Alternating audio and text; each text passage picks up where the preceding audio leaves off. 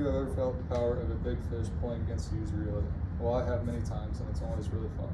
Fishing is something I do to just relax and enjoy the day. I either go out on the water, sit on the bank, or go on the boat and just hang out with family, friends, or by myself. I learned how to fish with my grandpa and dad probably around age 6, and ever since then I knew how to catch about any fish in the freshwater I went to. Those fish range from crappie, bluegill, bass, catfish, sometimes even walleye. But my favorite fish has always been a largemouth bass. That is because it is very fun and very consistent to catch.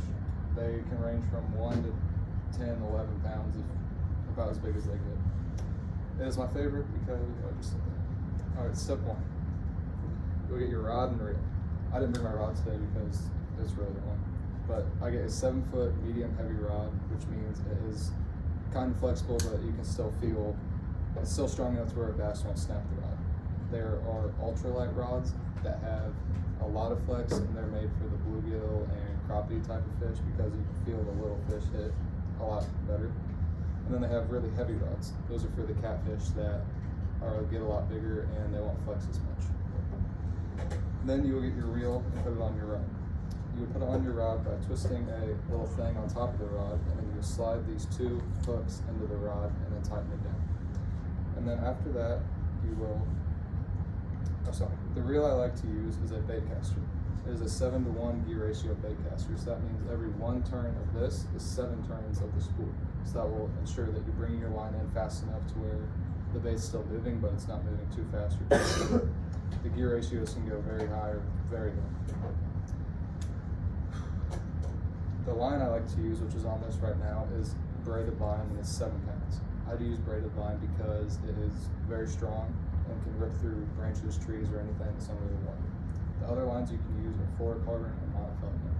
Those lines are designed plasticky-like, and they can snap really easily. Therefore, the bluegill and crappie type stuff.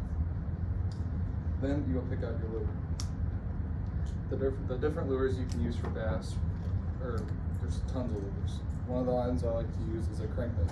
This little bill right here, it goes down from 2 to 5 feet. It goes like this through the water and it has little rattlers in it, so that way the fish can hear it and it will attract them. Another one I like to use is, they're called poppers.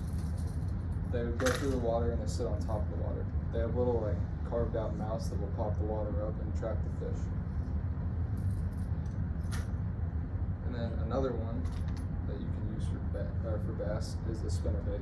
These little things go through the water and they spin like this, and it gets the waves moving behind it, and it shows a lot of reflection through the water, so the fish get attracted to that.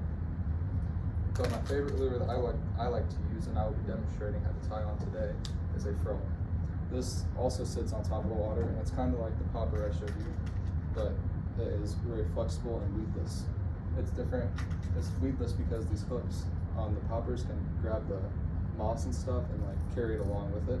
But this one, the hooks aren't on the bottom, they're actually on the top. So that way you can glide across the moss and the moss won't grab it.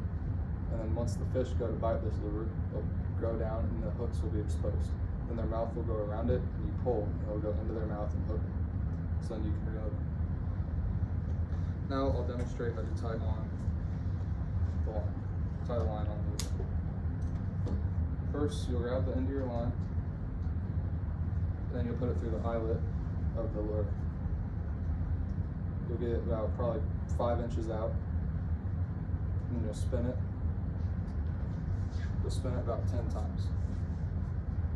Then you'll grab the access line up top, bring it down through a little hole by the eyelet. You'll grab that line that just went through the hole, and then bring it back through the top.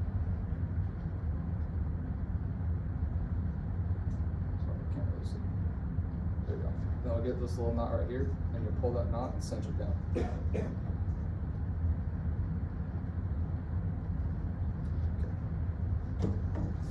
After you have tied that lure on, you will need to cast. Casting with this lure can be kind of tedious sometimes because it's a bait caster. Bait casters can backlash. When you press this button, you have to keep your thumb on it the entire time, or else the line will spool up like this, and then it will start coming out, and then it's a whole big mess. If that does happen, which I'm not gonna do because I'll have to cut a lot of line off.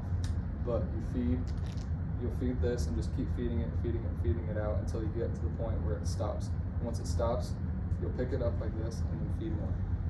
And then you should just be able to go like this and cinch it down and keep it going. So after that, you will cast, and then the retrieval is very important as well. The retrieval of the lure I'll be demonstrating, it will sit on top of the water like that.